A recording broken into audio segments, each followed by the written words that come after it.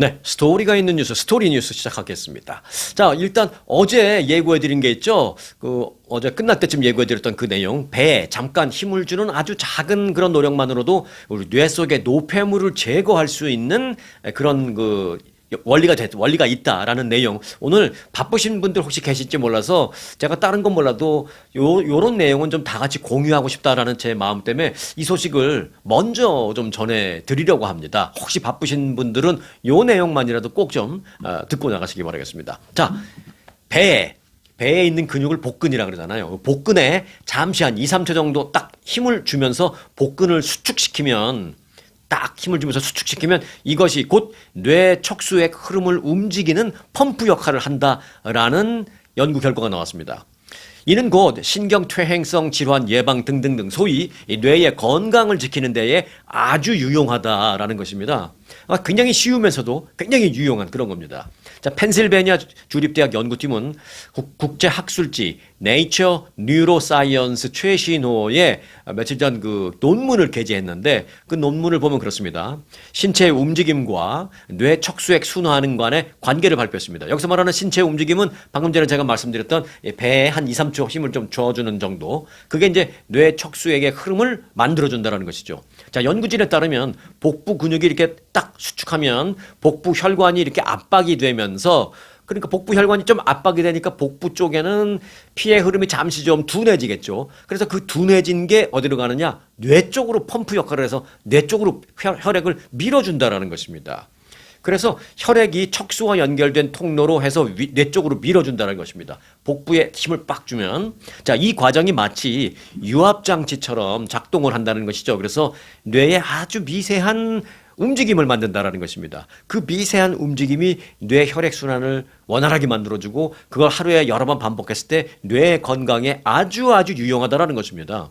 연구팀은 첨단 영상 장비를 활용해서 실제로 그렇게 배에 힘을 준 다음에 뇌의 움직임 이런 거를 알아봤습니다. 일단은 그 실험용 쥐의 뇌를 관찰을 했는데요. 그 결과 쥐가 움직이기 직전에 이제 쥐가 움직이려면은 배에다 힘 안 주고 그냥 이렇게 움직이는 쥐가 없죠. 쥐도 그렇고 뭐 우리 사람도 그렇고 움직이려면 일단 이렇게 예를 들어 앉았다가 일어날 때 배에 일부러 주는 사람은 없을 겁니다. 근데 무의식 중에 배에 약간 힘이 들어가야 일어납니다. 물론 다리에도 힘을 줘야 되지만 그래서 그렇게 배에 힘이 들어가는 순간 실제로 뇌의 어떤 그 위치와 뇌 혈액 흐름에 변화가 있다는 것입니다. 특히 어느 정도 압력, 배에 어느 정도 압력이냐 하면 우리가 이제 그 혈압을 잴 때 팔에다 감고 이제 툭 누르면 부 하면서 이제 이걸 좀 누르죠. 그 누를 때 그게 뭐 엄청나게 세게 누르는 정도는 아니잖아요. 그것보다도 조금 더 오히려 더 약한 그런 정도의 압력만을 배에 가했는데도 그래도 효과가 있었다라는 것입니다. 연구진은 이 미세한 움직임이 뇌 척수액 순환을 촉진시킨다. 이렇게 말했습니다. 뇌 척수액은 뇌 기능을 방해하는 어떤 대사 노폐물 같은 걸 제거하는 아주 중요한 역할을 합니다. 그래서 이제 흐름이 활발하면 활발할수록 뇌 건강 유지에 큰 도움이 된다라는 것이죠. 연구진은 특히 무슨 거창한 운동이 아니라 아주 작은 그런 배에 힘 한번 탁 주는 2, 3초 정도 그런 움직임만으로도 이런 효과가 나타날 수 있다는 점에 매우 주목하고 있습니다. 우리가 이제 어떤 자세에서 다른 자세로 바꿀 때 이제 좀 움직일 때 그 움직이기 직전에 복부에 가볍게 힘을 주는 정도의 노력만으로도 척추 정맥을 통해서 이 압력이 위로 전달될 수 있다는 그런 원리입니다. 평소에 아주 작은 노력으로 뇌 건강을 지킬 수 있다라니까 안 할 이유가 없습니다. 여러분이나 저나 마찬가지입니다. 저도 그래서 어제 이걸 준비하면서 어제부터 하기 시작했습니다.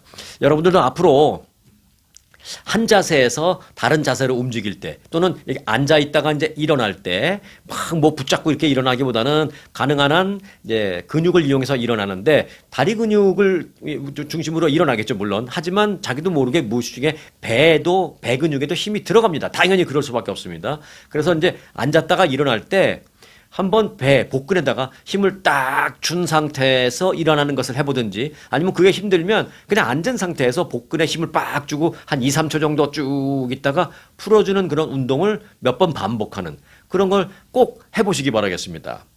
돈 안 들고 또 뭐 큰 힘도 안 들고 그러면서 아주 뇌 건강을 유용하게 지킬 수 있다니까 안 할 이유가 없는 거죠. 여러분들 오늘부터 꼭 하시기 바라겠습니다. 저도 할 겁니다. 앉아 있으면서 하루에도 그냥 몇 번씩 2, 3초 배에다 힘을 빡 주고 힘을 풀고 그럼 좀 이따가 또 복근 힘을 빡 주고 좀 풀고 그럼 뭐 뱃살 빼는데도 도움이 될 것 같다는 생각도 들기도 하고요. 뇌 건강에 도움을 준다니 뭐 더더욱이 좋은 일이죠.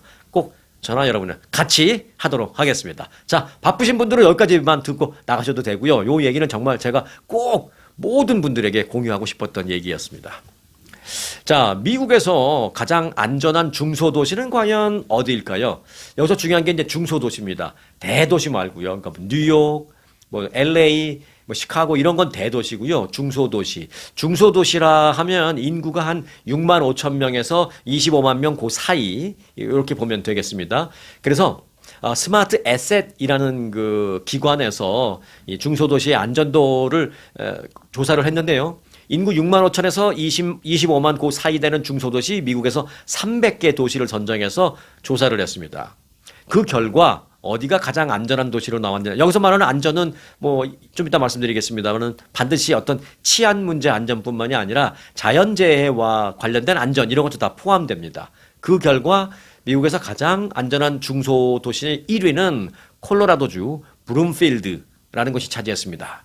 혹시 제가 덴버 쪽에 사시는 분은 계신 걸 확실하게 알고 있는데 브룸필드나 그 인근에 사시는 분들이 계신지는 모르겠습니다. 혹시 그런 분 계시면 댓글로 좀 보내주시겠고요. 또 뭐 덴버나 이쪽에 사시는 분들도 그곳을 잘 아시면 몇 자 좀 전해주시면 제가 좀 도움이 되겠습니다. 자, 여하튼 이 브룸필드는 인구 1000명당 강력범죄 1.48건, 재산범죄 18.5건 등으로 전국 평균보다 훨씬 낮은 범죄율을 기록했습니다. 특히 이번 조사 대상 도시 가운데 유일하게 자연재해 위험 등급에서도, 그러니까 치안 문제에서도 가장 안전했고요. 더불어서 자연재해와 관련해서도 가장 안전했습니다. 두 가지 부문에서 다 1등을 한 거예요. 매우 낮은 등급을 받았습니다. 자, 이어서 그러면 2위는 어딜까요? 2위는 펜실베니아주 스테이트 칼리지. 자, 이게 대도시가 아니고 중소도시이기 때문에 또 다른 주에 사시는 분들은 좀 생소하게 들리는 지명도 있을 겁니다. 자, 1위는 콜로라도주 블룸필드가 아니라 브룸필드입니다. BR. 그리고 이제 2위는 펜실베니아주의 스테이트 칼리지, 3위는 로드아일랜드주의 워윅이라는 곳, 그리고 4위는 아이오와주의 에임스, 그리고 5위는 유타주의 로건 등의 순이었습니다. 그 상위 10개 도시 중에 보니까 절반 이상이 아이오와, 뭐 인디애나, 위스콘신 등 소위 중서부 내륙 지역에 위치했다는 좀 공통점이 있더라고요. 아마 이제 치안 문제도 그렇고 자연재해에서도 거기가 좀 안전한 것 같다라는 생각입니다. 자, 이번 조사에서는 강력 범죄율이 낮더라도 또 그래서 이제 치안 문제에서는 뭐 상위 10% 들어갔다 하더라도 뭐 홍수라든지 지진이라든지 산불 같은 그런 자연재해 위험성이 높아서 자연재해 부분에서 좀 나쁜 점수를 받았다면 전체 순위에서 좀 밀려나는 그런 도시들도 꽤 있었습니다. 이 자연재해 위험성 때문에 순위에서 밀려난 도시 대표적으로 보면 워싱턴주의 오번이라는 곳을 비롯해서 이곳 캘리포니아주의 샌 라몬이라는 곳도 포함이 됐습니다. 한편 이 평가 항목 전반에서 높은 위험 수치를 기록하면서 가장 안전하지 않은 도시, 그러니까 치안 문제도 그렇고 자연재해 문제도 그렇고 다 더했을 때 가장 안전하지 않은 도시 그 순위를 봤더니 아칸소주 리틀락 이런 데도 들어갔고요. 여기 사시는 분들은 몇 분 계신 걸로 제가 알고 있습니다. 그리고 알라바마주의 버밍엄, 그리고 워싱턴주의 타코마. 타코마에 사시는 우리 한국 분들은 굉장히 많으신데요. 그래서 시애틀 갈 때 공항도 시텍 공항 내리잖아요. 왜 시텍인가 했더니 시애틀 타코마를 합쳐서 시텍 에어포트. 거기서 내려서 공항에서 내려서 금방 가면 타코마, 조금 더 가면 시애틀. 타코마에는 뭐 우리 한국 분들 굉장히 많은 것으로 제가 알고 있는데 거기도 좀 안 좋은 곳, 안전하지 않은 곳으로 나왔네요. 그리고 또 하나 충격적인 것, 캘리포니아주의 이곳 산타모니카도 안전도 최하위권에 나왔습니다. 산타모니카는 뭐 자연재해는 제가 없다고 생각합니다. 뭐 그 산불의 위험이 조금 있긴 합니다만은 워낙 바닷가에서 가까워서 뭐 그 부분은 그렇게 뭐 최악까지는 아닌데 요즘 사실 저도 산타모니카 가본 지 오래됐습니다. 가면 노숙자들 많고 불법 약물하고 휘청거리는 사람, 비틀거리는 사람 또 이제 뭐 거지 행각으로 이렇게 다니시는 분들 뭐 굉장히 그래서 산타모니카 옛날 산타모니카가 아니에요. 그래서 저도 가본 지 꽤 오래됐습니다. 요즘 안 갑니다, 안 가. 그래서 이제 그런저런 여러 가지 문제로 산타모니카도 치안 문제에 있어서 아마 최악의 점수를 받은 것이 아닌가 이렇게 판단하게 됩니다. 자, 트럼프 대통령이 엊그제 이런 말을 했습니다. 이란이 만일 핵이 있다면, 핵을 지금 보유했다라면 LA를 때릴 것이다. 이런 말을 했습니다. 어우, LA 쪽에 있는 저로서는 좀 충격이죠. 예. 근데 이제 왜 그런 말을 했을까도 좀 생각해 볼 필요가 있는데, 자, 예정된 이란 공격을 지금 일단 중단이라기보다는 보류라는 표현이 맞겠네요. 일단 보류한다라고 밝혔죠. 그러면서 뭐 이란을 다시 칠 수도 있다. 며칠 정도의 시간을 준 것뿐이다. 뭐 이렇게 얘기했습니다. 트럼프 대통령은 이제 어제 취재진들을 만나서 내가 이렇게 이란 재공격을 일단 보류한 것은 걸프 지역에 있는 우리 여러 동맹국들이 나한테 그렇게 요청을 해왔기 때문에 그들 말을 좀 들어주느냐고 며칠 시간을 준 것입니다. 라고 하면서 그럼 얼마나 보류를 한 겁니까? 이제 기자들이 물었더니 나는 뭐 이틀이나 사흘 정도 주는 것으로 생각합니다. 그러면서 아마도 금요일 아니면 뭐 토요일 아니면 일요일? 아니면 다음 주 초? 이렇게 말했습니다. 그러니까 도대체 언제라는 거야. 뭐, 근데 제가 뭐, 만든 얘기가 아니라 실제로 트럼프 대통령이 그렇게 말했어요. Maybe Friday, Saturday, or Sunday, or next week? 뭐 이런 식으로 얘기했거든요. 그러니까 여하튼, 요걸 본다면, 조금 길게 본다면, 다음 주 초까지는 그래도 공격을 하지 않을 것 같다라는 거 우리가 이제 유추해 볼 수 있죠. 그러면서, 무슨 말을 했냐면, 지금 이 이란 전쟁과 관련해서 일각에서는 정치적인 전쟁이라는 그런 말을 하고 있는 것도 내가 알고 있다. 하지만 지금 이 이란 전쟁은 정치적 전쟁이 아니다라고 말한 뒤에 모두가 이 이란 전쟁이 인기가 없다라는 그런 말을 하는데 이게 로스앤젤레스를 대도시를 아주 순식간에 없애버릴 수 있는 핵무기와 관련된 것이라는 걸 알면 아주 인기가 있는 전쟁으로 생각할 거다라는 말을 했습니다.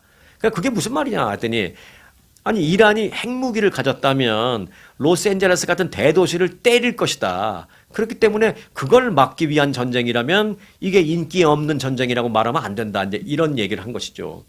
근데 핵무기 공격을 말하면서 왜 꼭 로스앤젤레스를 예로 들었는지 뭐 그 이유까지는 말하지 않았습니다만은 이제 이런 거죠. 저쪽에서 올 때 좀 당도하기 가까운 지역이 아무래도 미국은 워낙 넓으니까 당도하기 가장 가까운 곳이 이제 태평양에 인접해 있는 미국 서부 지역이니까 서부 지역 중에 하나가 이제 LA죠. 그래서 이제 거리상과 관련해서도 이제 그런 예를 들은 것 같고 또 하나는 이제 민주당 성향의 대도시이기 때문에 그렇게 콕 집어서 얘기한 것 같습니다.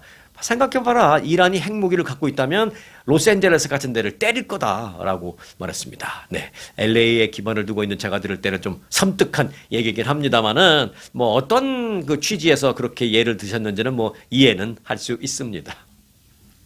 자, 미네소타주 검찰이 지난 1월에 베네수엘라 출신 이민자의 총격을 가한 그 아이스 요원을 결국은 이제 잡아서 조사하고 막 그랬잖아요. 그런데 결국 중범죄 혐의로 재판에 넘겼습니다.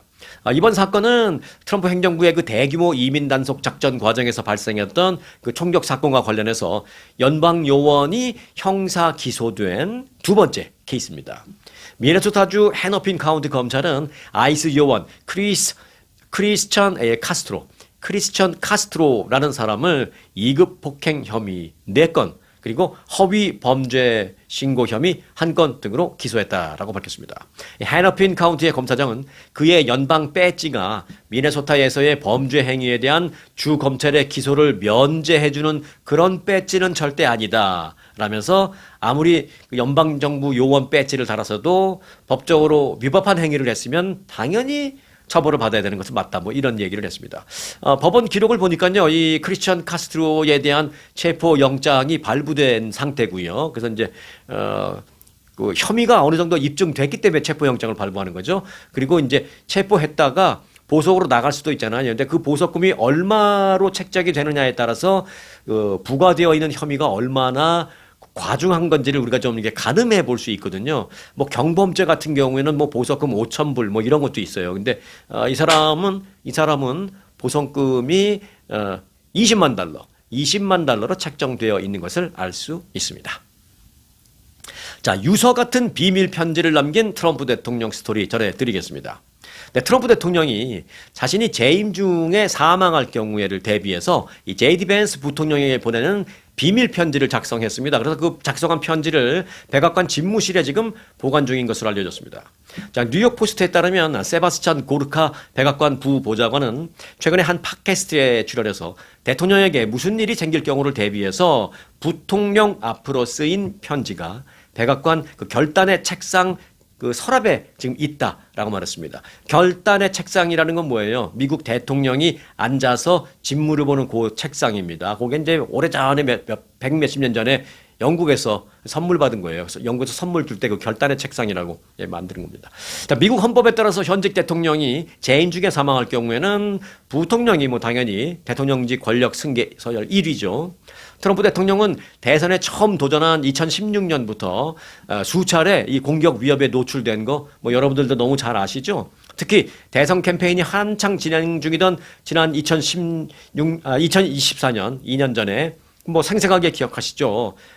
선거 유세에다가 총탄이 확 귀를 스치고 지나갔잖아요. 2024년 7월 13일이었죠. 그때가 펜실베니아주 그 버틀러에서 유세할 때 총알이 귀 윗부분을 관통하는 그런 부상을 입었습니다. 또 지난달 25일에는 워싱턴에 있는 힐튼 호텔에서 열린 백악관 출입기자단 만찬장에도 한 남성이 총과 칼을 들고 난입하려다가 제지당하는 뭐 이런 일도 있었습니다. 뿐만 아니라 조금 더 시간을 과거로 가면 2020년 1월에는 그 이란이 트럼프 대통령을 위해하기 위해서 좀 계획을 세웠던 그런 것도 지금 뒤늦게 나왔습니다. 물론 이란은 부인하고 있지만 2020년 1월 미군의 공격으로 이란 혁명수비대 사령관이 이라크에서 사망한 일이 있었습니다. 그 직후에 이란이 트럼프 대통령에 대한 그 아주 위험한 그런 위해 계획을 세웠던 것으로 알려지고 있습니다. 자, 트럼프 대통령은 이란 정권이 나에 대한 무모한 그런 공격을 시도할 경우에 나는 대비하고 있다. 그러면서 만일 실제로 그런 걸 시도한다면 이란이라는 나라는 아예 나라 전체가 날아갈 것이다. 이렇게 말하기도 했습니다. 자, 트럼프 대통령을 저지하려는 연방의회 과연 성공할 수 있을까라는 제목의 스토리 짧게 하나만 좀 전해드리겠습니다. 트럼프 대통령의 전쟁 권한을 제한하는 결의안이 연방 상원에서 8번의 시도 끝에 첫 문턱을 살짝 넘었습니다. 최종 문턱은 아니고요. 미국에는 그 헌법이 그렇잖아요. 대통령이 위급할 때 의회 허락 없이 전쟁을 벌일 수는 있습니다. 시작할 수는 있는데 60일까지만입니다. 그 안에 끝내거나 아니면 그 안에 연방의회에 허락을 받아야 됩니다. 승인을 받아야 됩니다. 근데 지금 없죠. 지나갔죠. 근데 60일 전에 우리는 휴전했으니까 이거는 해당 안 되지 그러고 있는 상황인데 의회가 이제 이걸 막으려고 하는 것이죠. 이제 전쟁 더 이상 못하게. 공화당 내부에서 몇몇 이탈표가 나왔습니다. 그래서 이제 일단 첫 문턱을 넘을 수 있었던 거죠. 그런데 실제로 트럼프의 권한이 완전 정지되려면 당연히 아직도 많은 관문이 남아 있습니다. 연방 상원은 어제 의회에 대통령 전쟁 권한 정지를 촉구하는 그 결의안을 예비 표결에 붙였습니다. 이 예비 표결이라는 건 뭐냐? 그 상원 전체 본회의에 이걸 올려서 표결을 붙일까 말까? 요거를 붙이지 말자. 요걸 또 투표하는 거예요. 요걸 예비 투표입니다. 해서 찬성 50, 반대 47로 가결이 됐습니다. 그래서 본회의에 붙이자가 된 겁니다. 이번 표결은 결의안 그 상원 본회의에 이제 올리기 위한 것에 어떤 첫 관문을 통과했다 요 정도로만 평가할 수 있는 건데 이제 어제 공화당 그 이탈표 이게 이제 주목되는 부분입니다. 공화당 이탈표를 보면 루이지애나주의 빌 캐시디 상원의원을 비롯해서 알래스카주의 리사 머코스키, 또 메인주의 수전 콜린스, 또 켄터키주의 랜드 폴 이 4명의 공화당 소속 상원의원들이 당론에서 이탈해서 찬성표를 던졌습니다. 공화당 당론은 뭐예요? 본회의에 올려서 투표에 붙이지 말자가 공화당 당론인데 그걸 뭐 거역하면서 어찌 보면 이탈하면서 이제 찬성표를 던지죠. 반대로 민주당에서도 이탈표가 하나 있었어요. 존 페터만 상원의원이 민주당 당론과는 또 반대로 반대표를 던졌습니다. 이제 하지만 어제 예비 표결 이 통과는 사실상 작은 문턱 하나를 뭐 넘는 것에 불과하다라고 볼 수 있죠. 실제로 트럼프의 전쟁 권한이 정지되려면 해당 결의안이 상원 본회의와 또 하원의 전체 투표까지도 통과를 해야 합니다. 그리고 나서 마지막에 뭐냐? 트럼프 대통령이 이를 수용해야 합니다. 그런데 만일 이 결의안이 상원에서도 통과되고 하원에서도 통과돼서 대통령 책상에 올라갔는데 트럼프 대통령이 오케이 알았어 나 그러면 받아들일게 하겠어요? 당연히 안 할 것 같죠. 뭐 다 우리는 뭐 그렇게 어렵지 않게 예상해 볼 수 있잖아요. 그래서 트럼프 대통령이 거부권 행사할 수 있죠. 그렇게 대통령이 거부권을 행사하면 그 다음에 절차는 뭐냐? 마지막 하나 절차가 더 남아 있습니다. 뭐냐? 그때는 과반 이상 통과가 아니라 3분의 2 이상 상하원 모두에서 3분의 2 이상 통과가 되면 그때는 대통령의 거부권을 무력화시킬 수 있는 마지막 과정은 있습니다. 그 경우에야 드디어 트럼프 대통령의 전쟁 권한을 뭐 저지시킬 수 있는데 성공했다. 뭐 이렇게 말할 수 있는 것입니다. 하지만 뭐 현재 잘 아시다시피 뭐 여대 야소 국면 속에서 뭐 공화당에서 몇 명의 이탈표가 나온다고 이제 될 게 아니죠. 몇 명 정도의 이탈표가 지금처럼 나온다면 뭐 과반까지는 가능하겠습니다만은 뭐 3분의 2 이상의 찬성을 얻어낸다? 이건 뭐 현실적으로 불가능하다. 뭐 이렇게 볼 수가 있겠습니다. 네, 트럼프 대통령이 G7 정상회의 참석을 위해서 프랑스를 방문하기로 했습니다. 프랑스를 방문하기로 했습니다라는 이 방문 자체가 뉴스가 아니라요. 제가 볼 때는 프랑스 대통령과 불화설이 있는 가운데 프랑스를 방문합니다. 요게 뉴스인 것 같다라는 생각입니다. 자, 악시오스는 어제 트럼프 대통령이 다음 달 15일 프랑스 에비앙 레뱅에서 열리는 G7 정상회의에 참석할 예정이다. 라고 밝혔습니다. 미국 대통령이 G7 정상회의에 참석하는 일은 뭐 이상할 것도 없고 뭐 뉴스랄 것도 없죠. 뭐 통상적인 일입니다. 하지만 트럼프 대통령의 경우에는 최근에 이제 유럽 동맹국들과 여러 번 갈등을 겪고 뭐 그런 때문에 프랑스를 갈지 이건 좀 미지수였는데 결국은 이제 가기로 했다라는 측면에서 뉴스가 되고 있는 겁니다. 트럼프 대통령은 이번 이란 전쟁 과정에서 뭐 영국 또 그다음에 프랑스하고 제일 심했어요. 영국, 프랑스, 그리고 독일하고도 심했죠. 그리고 이탈리아 등 주요 동맹국들이 충분히 협조하지 않는다라면서 뭐 여러 차례 공개적인 불만을 표출한 바 있습니다. 특히 그 중에서도 프랑스의 엠마누엘 마크롱 대통령과는 뭐 이번 이란 전쟁 문제뿐만이 아니라 나토의 방위비 증액 문제라든지 뭐 관세 문제에 이르기까지 등등등 각종 현안과 관련해서 여러 차례 공개적으로 충돌하는 아주 불편한 관계가 지금 이어지고 있는 상황입니다. 그래서 이제 갈까 프랑스를 했는데 가기로 한 거죠. 마크론 대통령은 그런데 좀 이번에 트럼프 대통령이 오면 관계를 좀 다시 복원하기 위해서 노력을 좀 하고 있는 것 같습니다. 마크롱 대통령은 이번 G7 정상회의를 다 마친 후에 공식 일정이 끝나고 난 후에 트럼프 대통령을 베르사유 궁으로 초청해서 거기서 만찬을 베풀어서 준비해서 베푸는 그런 행사를 준비하고 있다라고 합니다. 그래서 트럼프 대통령을 이번에 프랑스가 좀 환대하면서 관계를 좀 복원시킬 그런 계획을 짜고 있다라는 얘기가 프랑스에서 나오고 있습니다. 이번 G7 회의에서 트럼프 대통령은 AI 문제와 무역 문제, 그리고 불법 이민 문제, 또 불법 약물 문제 등등을 뭐 집중적으로 거론할 것으로 알려졌습니다. 당연히 뭐 이번 이란 전쟁 문제는 당연히 핵심 현안 1순위가 될 것임은 뭐 의심의 여지가 없습니다. 여하튼 트럼프 대통령이 이렇게 유럽과 불편한 상황 속에서도 G7 회의 참석을 위해서 프랑스에 간다라는 게 이제 뉴스고요. 저는 이제 프랑스에 가서 과연 트럼프 대통령이 어떤 발언을 할지, 그리고 프랑스 대통령이나 프랑스 국민들이 트럼프 대통령을 어떤 대접을 할지 굉장히 궁금합니다. 이것도 좀 관전 포인트라서 제가 또 소식이 들어오는 대로 전해드리겠습니다.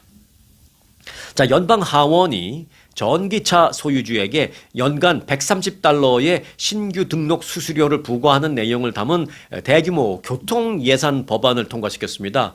전기차이기 때문에 1년에 130불을 추가적으로 내는 겁니다. 최근에 이란 전쟁 여파로 휘발유 가격이 급등하는 가운데 나온 조치이기 때문에 좀 논란도 있는 게 사실입니다. 약 5,800억 달러 규모의 이번 법안은 민주, 공화, 양당이 함께 참여한 하원 교통위원회에서 만든 그런 안인데요. 전기차에게는 1년에 130달러의 등록비를 추가적으로 부과를 하고 이를 2년마다 단계적으로 올려서 최대 150달러까지 이제 인상해서 받도록 그렇게 되어 있는 정책입니다. 하이브리드 차량에도 이제 돈을 추가로 별도로 받는데 하이브리드 차량은 130불이 아니라 50달러를 별도로 받는 그런 게 이제 골자로 되어 있습니다. 하원 지도부는 모든 도로 이용자가 공정한 몫을 부담해야 한다. 전기차든 하이브리드든 가솔린차든 도로를 이용할 때 도로 그 시스템이나 교통 시스템을 이용하는 건 똑같은데 전기차라고 해서 거기에 들어가는 예산의 일조를 하지 않는 건 말이 안 된다라고 하면서 그 재원 보충을 위해서 전기차에게도 이 수수료 부과가 필요하다라고 말하고 있습니다. 하지만 환경단체들은 지금 강하게 반대하고 있어요. 환경단체들은 전기차를 사는 사람들은 연료비와 그 유지비를 절감을 하는데 거기가 이제 매력을 느껴서 구입을 하는데 이번 정책은 오히려 전기차 구매를 위축시킬 수 있다. 그래서 만일 전기차 구매가 위축된다면 이는 곧 친환경 정책에 좀 반하는 그런 결과를 낳을 것이다. 이렇게 얘기를 하고 있습니다. 하지만 이건 시행될 수밖에 없는 상황입니다. 자, 오늘 끝소식인데요. 집 없는 시니어들의 고민, 그리고 집 있는 시니어들의 고민, 요걸 좀 같이 좀 볼까 합니다. 미국인들의 평균 수명이 길어지면서 은퇴 후 30년 이상 생활비를 감당해야 하는 이른바 장수 리스크가 새로운 노후 불안 요인으로 떠오르고 있습니다. 몇 살에 은퇴할지는 사람마다 다 다르겠습니다만은 평균 잡아서 대충 한 60살에 은퇴한다고 쳤을 때 우리가 지금은 평균 수명이 여성분들은 한 86세 이상이 되죠. 남성은 그보다 조금 적지만 근데 세월이 갈수록 이게 더 점점 올라가잖아요. 그래서 90세라고 봤을 때 60세에 은퇴해서 90세까지 산다? 그럼 30년의 은퇴 생활이 있다라는 겁니다. 그러니 집 있는 것 갖고도 이게 되는 게 아니라는 것이죠.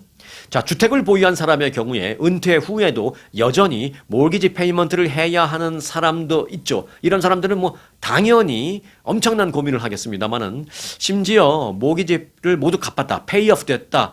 그 페이오프 된 집을 내가 소유하고 있다 하더라도 고민은 여전히 남는다라는 것입니다. 재산세, 주택보험료, 또 HOA 비용, 유지 보수비 등등등 이른바 숨은 주거비가 빠르게 늘어나면서 고정 수입에 의존하는 은퇴자들의 고심이 커졌다라는 것입니다. 고정 수입이라는 건 뭐예요? 은퇴했으니까 이제 내가 일해서 버는 돈은 없고 SSA나 SSI나 또는 이제 좀 드러났던 연금이나 펜션 어느 정도 나오고 이런 여하튼 많든 적든 딱 고정된 그 수입 아래서 생활해야 되는데 이게 집과 관련된 그 비용이 자꾸 늘어나는 거죠. 재산세는 재산세대로 늘어나고 또 수리비용은 수리비용대로 늘어나고 HOA는 왜 그렇게 매년 올리는지 이 문제라는 것입니다. 자, 웨스턴 파이낸셜 그룹이 30세 이상 성인 약 1,000명을 대상으로 실시한 조사 결과 응답한 사람의 35%는 자신이 90세 이상 살 것 같다라고 예상을 했다라는 것입니다. 하지만 은퇴 후 30년 이상 그런 생활을 위한 재정 계획을 그럼 당신은 갖고 있느냐라는 질문에 대해서는 16%만이 그렇다라고 했습니다. 반대로 말하면 84%는 대책 없습니다라는 것이죠. 문제는 은퇴 후에 주거비 부담이 예상보다 훨씬 크다라는 것입니다. 요즘 들어 더 그렇습니다. 많은 은퇴자들은 모기지를 모두 상환하면 주거비 부담이 크게 줄어들 것으로 기대하고 있습니다만은 실제로는 그 외에도 재산세, 앞서 말씀드렸다시피 주택보험료, 지금 요즘 주택보험료 엄청나게 올라가고 있고요. 어떤 지역에는 주택보험을 아예 안 받아주는 지역도 있고 그런 정도입니다. 관리비, 수리비, HOA 등등등등. 주택 소유주들의 특히 이제 재산세 부담도 굉장히 빠르게 늘어나고 있는데요. 부동산 데이터 업체에 따르면 전국 단독주택의 재산세율 평균, 전국 단독주택의 평균 재산세율은 0.9%입니다. 어디는 1% 좀 넘는 데도 있을 것이고 0.7% 되는 데도 있을 것인데 평균이 0.9%예요. 2024년 전, 그러니까 2년 전에는 0.86%가 평균이었는데 이것도 그냥 보이지 않게, 눈에 보이지 않게 매년 조금씩 올라갑니다. 자, 0.9%니까 뭐 쉽게 거의 1%라고 본다면 뭐 예를 들어 50만 불짜리 집을 갖고 있다면 1년에 5천 불, 100만 불짜리 집이라면 1년에 10,000불 재산세를 내야 합니다. 그런데 뭐 한 달에 800불씩 내는 것도 부담스럽지만 그렇게 안 하고 두 번 내잖아요. 뭐 한 달에 아니 두 번 나눠서 한 번에 5,000불. 그러니까 목돈이 푹푹 나가는 거죠. 근데 제가 이제 뭐 100만 불짜리 예를 들었습니다만은 조금 외곽에 계시는 분들은 그래도 좀 낫습니다만은 요즘 뭐 LA나 오렌지 카운티 뭐 뉴욕 같은 데 말할 것도 없고요. 이런 좀 소위 복잡한 번화한 대도시 위주의 사는 사람들은 100만 불짜리 집 찾기 어렵습니다. 아마 거의 없을 거예요. 있다 하면 뭐 100년 넘은 집들, 80년, 90년 된 좀 작은 집들이나마 뭐 90 얼마 할까? 웬만하면 100만 불이 다 넘어가죠. 그러니 뭐 재산세 1년에 10,000불 내는 건 어찌 보면 기본입니다. 대도시에서는. 근데 이제 은퇴했는데 1년에 재산세만 10,000불씩 내야 한다는 건 엄청난 부담일 수밖에 없습니다. 어떤 사람은 그래서 페이오프 다 된 집인데도 아, 팔까? 이런 생각하는 사람들도 봤습니다, 저도. 재산세뿐만이 아니라 요즘 뭐 천정부지로 오르고 있는 주택보험료. 그것도 이제 은퇴자들의 부담을 키우고 이 집 기법할까라는 생각을 좀 하게 되는 요인입니다. 자, 주택의 가치와 주택의 연식뿐만 아니라 기후변화와 자연재해 위험이 주택보험료 산정에 큰 영향을 미치잖아요. 뭐 특히 요즘은 이제 LA 같은 경우는 뭐 산불 그때 한번 크게 났다고 주택보험료 엄청 뛰고 막 그렇습니다. 텍사스 같은 데는 이제 또 허리케인 뭐 이런 것 때문에 더 그렇죠. 그래서 뭐 플로리다, 캘리포니아, 텍사스 등 소위 이제 자연재해 그 위험이 좀 있는 것으로 알려진 지역에는 주택보험료가 급등해서 재산세 맨날 올라, 주택보험료 엄청 올라, HOA는 왜 이렇게 매년 오르는지, 뭐, 그 다음에 뭐 하나 고치려면, 아이, 그 핸디맨은 요즘 뭐 몸값이 장난이 아니네. 모든 게 다 오르죠. 그러니까 뭐, 월 페이먼트 내가 집 페이먼트 안 낸다고 이게 쉽게 생각할 게 아니라는 겁니다. 부동산 정보 업체 리얼터닷컴도 주택을 소유한 시니어들이 위험에 직면한 경우가 점점 더 늘어나고 있다. 이렇게 얘기하고 있습니다. 그래서 이제 리얼터닷컴은 고령 주택 소유자들은 보험 만료나 그 이후에 주택보험 갱신을 거부당하는 경우도 있고 HOA 비용 내는 것에 대한 부담을 느끼는 경우도 많고 누적되는 유지 보수 문제. 자꾸 돈 들어가니까 이제 고칠 거 못 고치고 그러다 보니까 나중에 더 큰 돈 들어가고 이런 것에 어려움을 느끼는 그 퍼센테이지가 한 2년 전부터 급격하게 올라가고 있다라는 것입니다. 그래서 문제가 쌓이면서 결국 주택을 잃는 페이오프 다 된 집을 갖고 있는데 주택을 잃어버리는 은퇴자들이 많이 생기고 있다는 것입니다. 그럼에도 불구하고 이제 흥미로운 점은요. 주택 보유 여부에 따라서 노후의 불안감은 확실히 차이가 좀 있습니다. 이 웨스턴 파이낸셜 조사에 따르면 주택을 소유하지 않은 응답자의 73%는 자신의 저축액보다 오래 살게 될 것을 걱정한다라고 답변했습니다. 그런데 똑같은 질문에서 주택을 소유한 사람의 경우에는 59%만 그런 걱정을 했습니다. 이는 주택 소유자들이 필요할 경우에는 집을 팔고 좀 작은 집으로 가는 집을 줄이거나 그래서 이제 좀 돈을 뺄 수 있거나 아니면 뭐 리버스 모기지, 역 모기지를 통해서 내가 이 집에 살면서 에퀴리에서 돈을 뭐 매달 좀 뺄 수 있는 소위 말해서 기댈 때가 있다라는 것 때문에 걱정이 좀 덜한 것으로 우리는 뭐 그렇게 알 수가 있습니다. 그런데 정 힘들어서 집 기법할까 그냥 팔까 팔고 그냥 목돈 챙기고 그냥 나머지 여생을 윤택하게 살고 뭐 어디 아파트나 콘도 그냥 월세로 들어가지 이런 생각하시는 분도 있는데 그런 상황에 있는 사람들 사이에서 요즘 그 역모기지, 리버스 모기지가 대안으로 거론되고 있습니다. 리버스 모기지가 그래서 이제 노후 자금 마련을 위한 현대판 안전망이라는 뭐 말도 나오고 있습니다. 연방 정부가 보증하는 역모기지 대출 수요는 그래서 이제 매년 늘어나고 있는데 지난 회계년도에 6.25%가 증가했습니다. 그 전년 1년 전에 비해서. 큰 퍼센테이지가 는 거죠. 리버스 모기지 전문가들은 사람들은 이런 상품이 저소득층의 어떤 절박한 선택이다라고 오해하는 경우가 있지만 실제로는 은퇴를 앞두고 있거나 은퇴를 고려하는 그 주택 소유자라면 누구나 활용할 수 있는 대안이 되는 상품이다. 뭐 이렇게 얘기하고 있습니다. 이 리버스 모기지에 대해서는 그런데 호불호가 있습니다. 제가 이제 이것 조금 설명하고 리버스 모기지 전문가들은 훌륭한 대안이라고 말합니다라고 할 때 거부감을 느끼신 분들도 분명히 계실 거예요. 네, 충분히 이해합니다. 왜? 호불호가 있습니다, 분명히. 도저히 어쩔 수 없어서 선택하는 그 리버스 모기지를 선택하는 경우도 뭐 물론 있겠습니다만은 그럼에도 불구하고 우리 한국 정서상, 우리 한국인의 정서상 자식에게 집 한 채는 물려줘야 되지 않느냐라는 어떤 그런 강박관념 뭐 같은 그런 게 있기 때문에 우린 좀 더 그렇습니다. 내가 죽고 난 뒤에 자식에게 집 하나 정도는 물려줘야겠는데 내가 너무 오래 사니까 수입이 없어서 결국 이 페이오프한 이 집에서 리버스 모기지를 빼내면서 에퀴티에서 매달 뭐 일정 부분을 뽑아먹고 있다라는 그런 생각에 우리 이제 1세 한인들은 그 리버스 모기지에 대해서 이제 그닥 좋게 생각하지 않는 경향이 있는 것도 사실입니다. 하지만 뭐 우리 2세 자녀들은 또 다른 경우도 있어요. 아이고 엄마 아빠 뭘 그런 신경을 쓰십니까? 뭐 엄마 아빠가 필요하다면 우리는 상관없으니까 집 물려줄 생각하지 마시고 거기서 애끼리 뽑아서 편안하게 그렇게 사세요. 뭐 이렇게 말로는 그렇게 말하는 2세들이 뭐 대부분이긴 합니다. 진짜 그들의 생각까지는 제가 모르겠고요. 뭐 여하튼 그건 그들 자식들의 입장, 아주 고마운 자식의 입장이고요. 또 그래도 부모의 입장에서는 또 그게 아니잖아요.